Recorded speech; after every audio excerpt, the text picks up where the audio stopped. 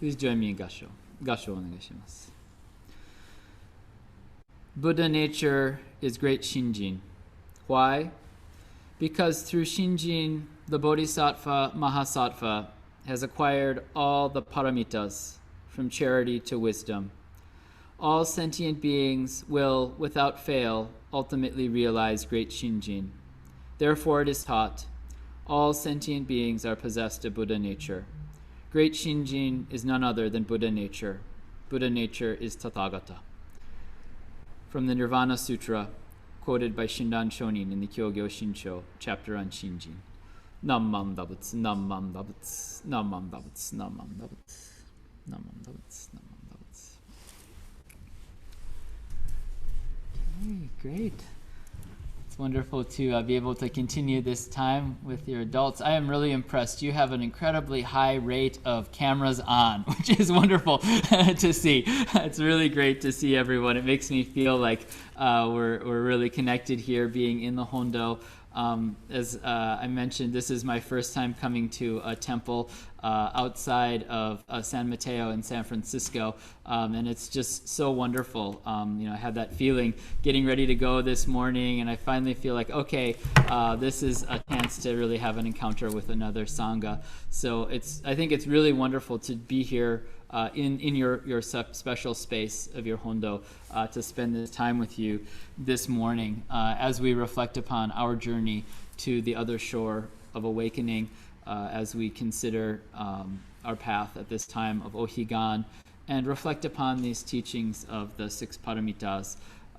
Today I wanted to continue as well with the adult Dharma session, talking about this virtue of patience, which, as I mentioned, is a challenge for me personally. And I want to begin by talking a little bit about, what does patience mean from a Buddhist perspective? I think we all kind of have a sense, we have an idea of what patience is, but the Buddhist tradition provides some very clear explanations and very clear guidance on how we understand the meaning of patience from a Buddhist perspective. And so in the Mahayana Buddhist tradition, there are three aspects to patience. The first aspect, not giving rise to anger or annoyance, right? Don't get angry in the first place. Don't get annoyed in the first place, right? The second aspect, if you do get angry, which I think we all do, if you do get angry, don't cling on to hatred. Don't cling on to grudges. Don't allow your anger, right, to be something that you hold on to and that you come to kind of to treasure. Sometimes we like our anger. We hold on to it. This is my anger. It's justified. I should be angry about this thing, right? And then finally, not harboring ill will, which is to say that even if anger should linger in your mind, even if you're not able to let go of it, don't allow it to change your intentions toward others. Don't allow your anger to change your mind such that you start to dislike someone who annoys you, right? So that the anger comes to color that entire relationship, right? We all get angry with people once in a while, but don't let that completely define that relationship, right? And so if we want to realize freedom from anger, what do we have to do? We have to change our mind. The perfection of patience requires us to go beyond the idea that separates me from you, self from others, good from bad. We have to realize this mind of oneness with all being. And so how do you do that, right? How do you open that mind? How do you realize that mind of being free from the idea of self and others, good and bad, like and dislike? How do we break down these differences? And there are three things, again, three things that are described that are our path to freedom from anger. The first one is to tolerate the anger, the annoying things, the injury, the things that people do to us that we don't like. First, to be tolerant of that. Then, to calmly accept all of the things that come into our life. This is my life, right? To learn to accept things. That doesn't mean we shouldn't do something if we're being treated unjustly or we see someone being treated unjustly, but to maintain this state of calm in our minds. And then finally, to see what is true, to really understand the situation, right? So if we think back just momentarily to touch on that story about the ox that I shared for the Dharma school students, right? So the ox, first of all, doesn't get annoyed with the monkey. He tolerates the monkey's obnoxious behavior. He calmly accepts all of the problems the monkey calls for him, ruining his breakfast, ruining his drink, disturbing his sleep. Calmly accepts that. But most importantly, the ox sees clearly the suffering of the monkey, and in that way awakens patience and compassion, right? So in order to realize this, I need to let go of these ideas of me and mine. I need to let go of my attachment to my likes and dislikes. How does that sound? Does that sound easy to you? Sounds like a tall order to me. I see people shaking their heads. I shake my head too. I think that sometimes we need the greatest patience with the people that we're living with, the people who we see all the time.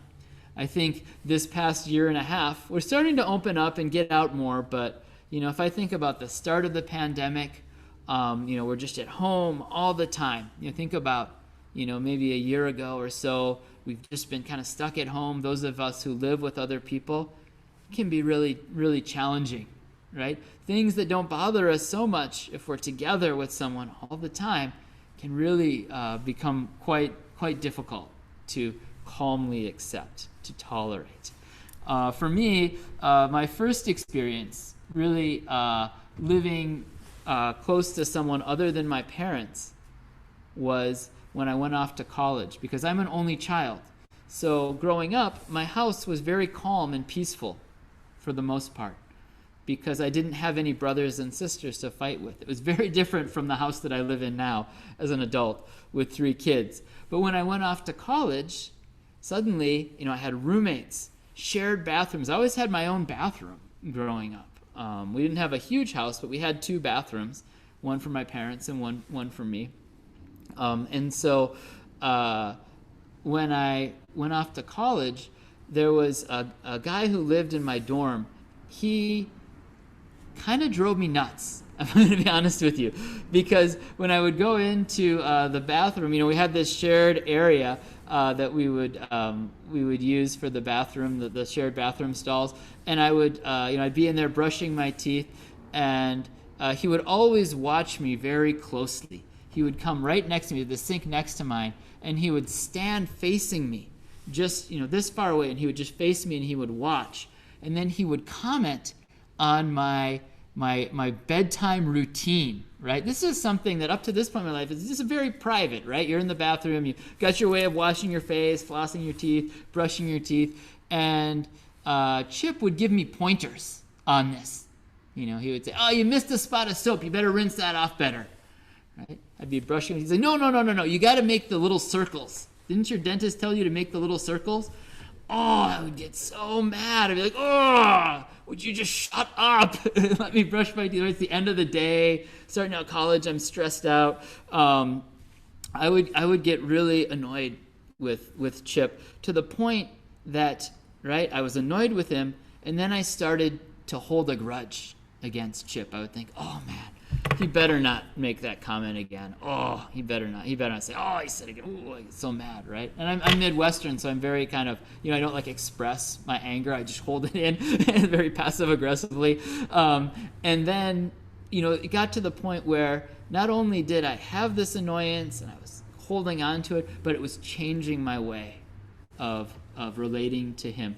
When classes at end of first semester, second semester, we go to our classes, and I had him in one of my classes. I was like, "Oh my God, how am I going to survive this class with this guy in the class?" He would sing joyfully, "John Jacob Jingleheimer Schmidt," as he was walking down the hallway in the dorm. I just hear the voice of his singing. It's, oh my God, with that that guy just shut up. I was, I had all this anger and frustration building up, and you know what?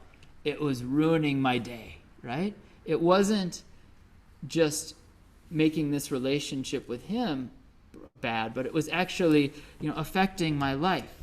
It was making me feel bad myself day in, day out. And so how would the Buddha guide me to liberation from this? How would the Buddha help me to see through this, right? Understanding, right? Begin tolerating, okay, put up with Chip's annoying behavior, then accepting we're in class together. Okay, we're in class together. We're just going to have to make the best of it. But all of this is really rooted in appreciation, because at one point I finally said, Chip, where are you from? And he said, oh, I'm from Indiana. And I thought, I don't know anybody at this school who's from Indiana, right? He's far from home, right? He's not with his people. He says, what kind of town did you go? He's like, oh, small town, right? So he's far from home. He's separated from his community. I began to realize that he's just trying to make friends. Maybe not doing so in the most effective way by commenting on people's bedtime routines, but he's trying to reach out and make a connection here. And when I understood that, I realized that, we're in the same boat here. I'm also out here trying to make friends. I'm new to school here. And so recognizing this connection, recognizing, seeing, and appreciating his feelings, then I was able to become more patient. And by the end of our 4 years in college, we weren't best friends, but I would say hi to him when I saw him walking around campus, and we became friendly, right? So, when anger arises in my heart, I feel that I'm carried away from that Buddha mind, that calm and peaceful mind of the Buddha. I'm headed off in the opposite direction, right? And I sometimes find it difficult to have that kind of self-control. Okay, I'm going to be tolerant in this moment. I'm going to be patient in this moment. So how can I bring about this change of heart? This is, to me, kind of what Ohigan is all about. It's about, we're going through our lives, and twice a year we have this opportunity when the weather is nice, when the sun is setting directly in the west. It's an opportunity to clarify the direction of our lives. Which way am I heading? Where do I direct my heart moment to moment? And for me, I find that this is a time to say Namo Amida Butsu, to say the Nembutsu and to hear the Nembutsu, and to reflect upon these teachings, that by entrusting in the Buddha's wisdom and compassion, I will be carried over to the other shore, to the world of awakening without fail. Right? And through this sense of assurance and confidence, then moment to moment, what I'm doing, I can turn my mind toward the Buddha, turn my mind to hear the Buddha's wisdom and compassion in easy times, but also in those difficult times. This time of Ohigan, for me, is a time to affirm, to hear the voice of the Buddha calling in these words, Namo Amida Butsu, guiding me to transform my heart, to realize this practice of patience. Right? And so the Buddha had particular compassion for people like me, people who are unable to perfect these virtues through my own efforts. So he provides the Nembutsu. And how is it that the Nembutsu enables me to overcome my anger? How does hearing Namo Amida Butsu, how does that change my heart? So generally, I go around thinking in a very me-centered way. Henry is the center of the universe, right?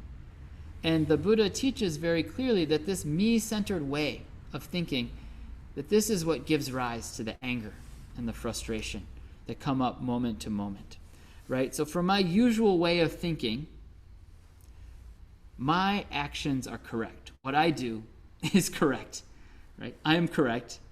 If someone gets mad at me, they need to be more patient. They need to understand that I'm right here, right? If I get mad at someone else, it's because they have done something that is really unforgivable, that is really obnoxious. Right? When my anger arises, right, how much of this anger is just the result of me not getting my own way, right? And so this is my normal way, my normal frame of mind, but Namo Amida Butsu, this way of thinking is a shift.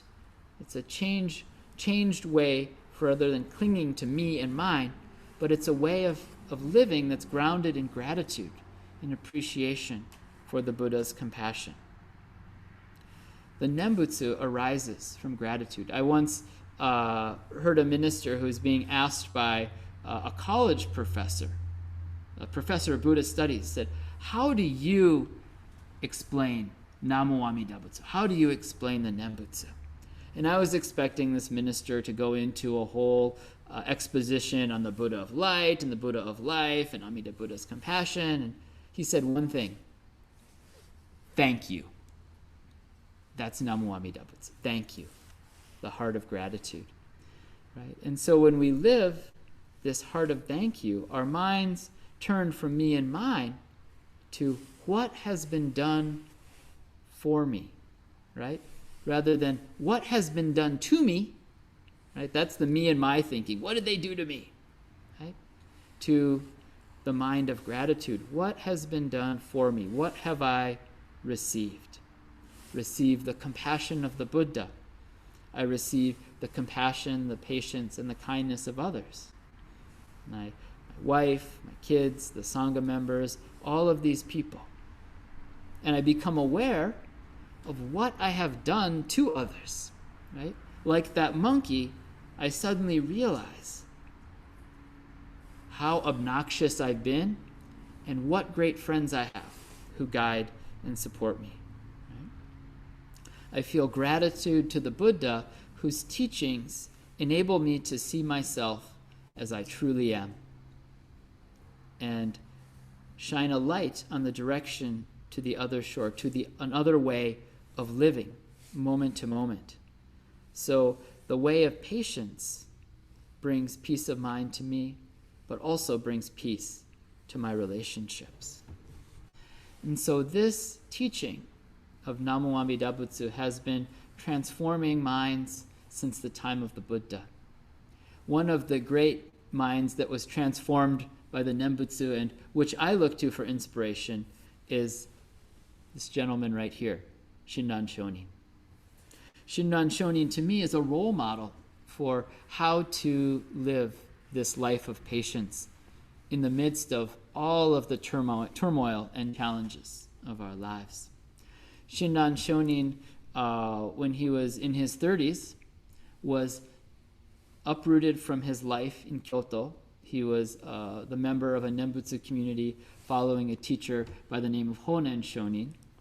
And this community was so revolutionary and radical in its acceptance of all people that it was seen as a threat to the status quo, that it was seen as disrupting the way that things should be. And so Shinran's teacher Honen, Shinran, and several of their companions were sent off from Kyoto, sent into the distant rural parts of Japan, sent into exile, into unfamiliar territory.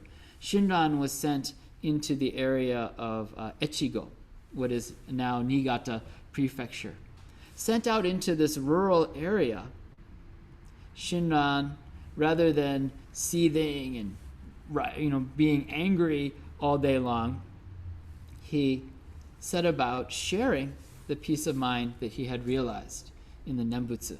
He began to teach the Dharma, and he developed a community of friends in the Nembutsu. And those friends, many of them moved from that area of Echigo into another part of Japan, in the Kanto area, near what is now Tokyo. They moved into this area of the Kanto region because they were developing new farmland there. the capital of Kamakura was building up, the new capital. They needed farmers. There's lots of rice farmers in Echigo where Shinran was. And so Shinran joins this community of immigrants, this community of migrants into this new area. And when they arrived, some people appreciated them, but others were not so welcoming of this new group of people coming in, particularly some of the local religious teachers were not particularly happy that there were new Dharma teachers coming into the area. There was one teacher in particular named Bennen. Bennen was, he was a very well-respected Yamabushi. If you know what a Yamabushi is, Yamabushi are these very fierce ascetic practicers. They live deep in the mountains. They wear animal skins. They perform difficult rites and rituals. They do very strenuous practices that ordinary people cannot do. And so they're seen as having great power. And so Bennen was much revered by the local people in the area where Shinran had moved into. And people would often go to him looking for help with their problems. They would, for example, if their uncle was very sick, they might go up to Bennen's mountain and say, Bennen, could you perform a ceremony to cure my uncle of his illness? And Bennen would receive a generous donation and then conduct a very elaborate ceremony. Sometimes the illness would be cured, sometimes it wouldn't, but people would hold out hope for those times that it would be cured. Other times, perhaps there would not be enough rain for the crops, so people would go up the mountain and ask Bennen, could you perform a ceremony to bring the rains? Bennen would receive a generous donation. He'd perform a ceremony. Sometimes it wouldn't rain, sometimes it would. People would hold out hope for those times when it would rain. And so when Shinran came to town, people would ask him, they would see him in his robes and say, oh, you're a priest, you're a religious man. Can you cure an illness for me? Shinran, of course, no, curing illness, that's not what I'm able to do. That's beyond my powers. And they'd say, oh, okay. Oh, how about the rain? Can you make it rain? Nope, rains, that's not within my powers either. And they say, well, what do you do? What can you do? He says, well, all I can do is to say, Namo Amida Butsu. Namo Amida Butsu, what's that all about? Namo Amida Butsu is gratitude for Amida Buddha, who supports me, so that I recognize the truth that even if my loved ones pass away, even if I myself die, that this is part of life, also that birth in this world of peace and bliss is assured. Even if the rains don't come and we have to live under great difficult circumstances, we are all embraced by the Buddha's compassion and we can work together, support each other to get through. Amida Buddha. Kindness. Working together. I like the sound of this. People would more and more come to hear this teaching of the Nembutsu from Shin Nanchoni.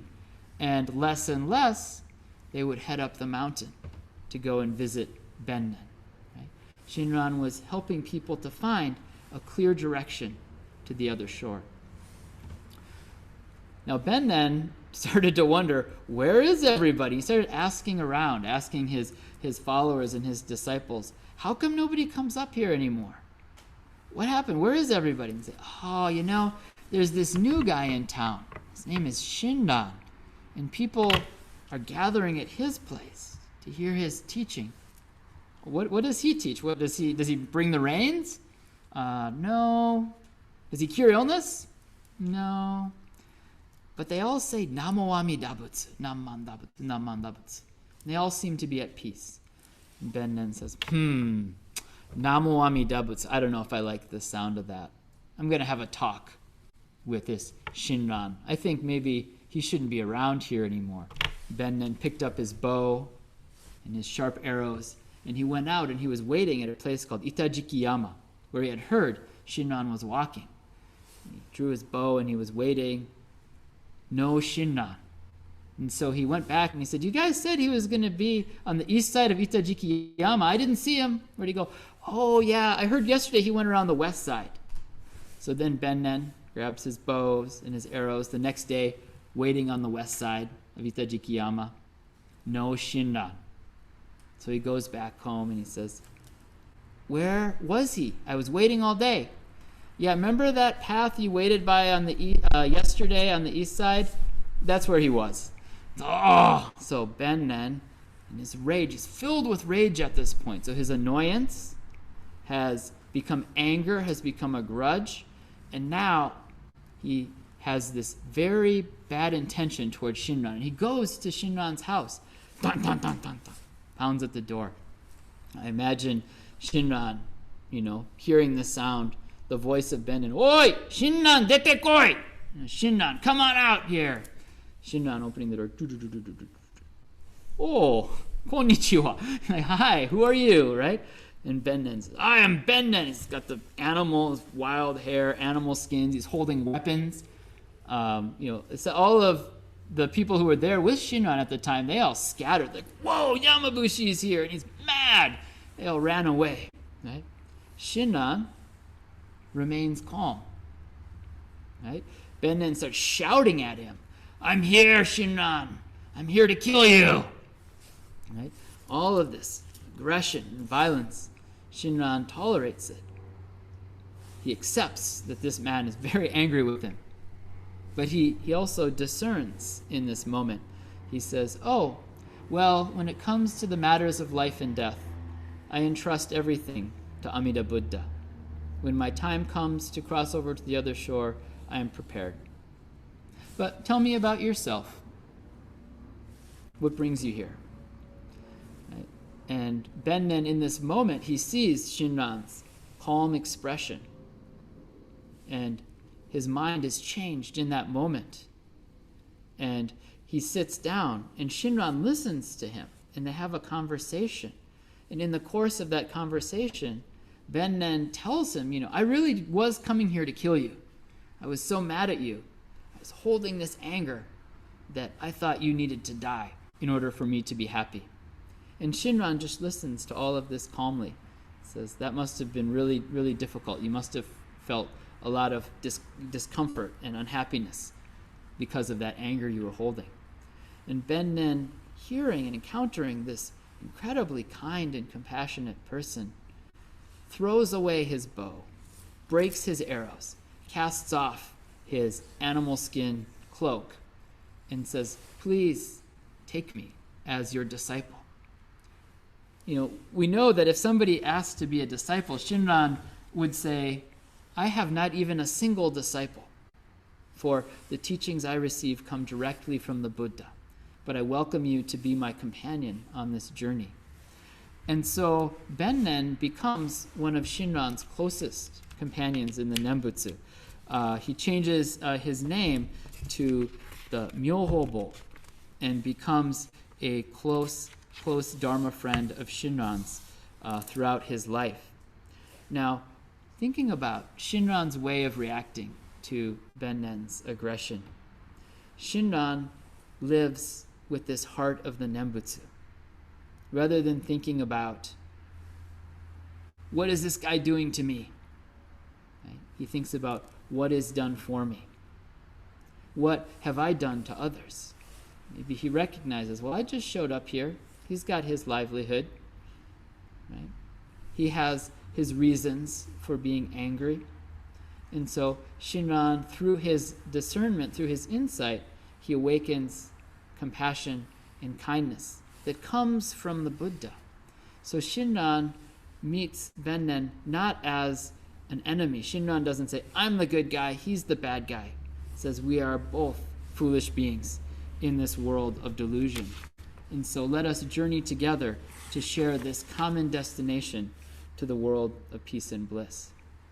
And so when I reflect upon this story on this occasion of Ohigan, I find that in our world today, in my life, there are many occasions when I feel like I'm under assault, like I'm being attacked, like my group is under attack. But I look to Shin Nanchoni, whose mind always turning to the Nembutsu, the mind of Namu Amida Butsu. Not what is done to me, but what have I done to others? And most importantly, what is being done for me? And this mind, this shift, is Shinjin, the awakened mind, the mind of awakening in gratitude, deep in trusting to the Buddha. And the Nirvana Sutra, this passage I read, assures us that this is our path to realize the other shore. This is our path to true awakening. So with these reflections and this gratitude for the Nembutsu, I'll conclude this wonderful opportunity that I've had to speak to our English speakers. I invite you to join me in Gassho. Namo Amida Butsu. Namo Amida Butsu. Namo Amida Butsu. Namam Babutsu. Namam Babutsu. Namam Babutsu. Namam.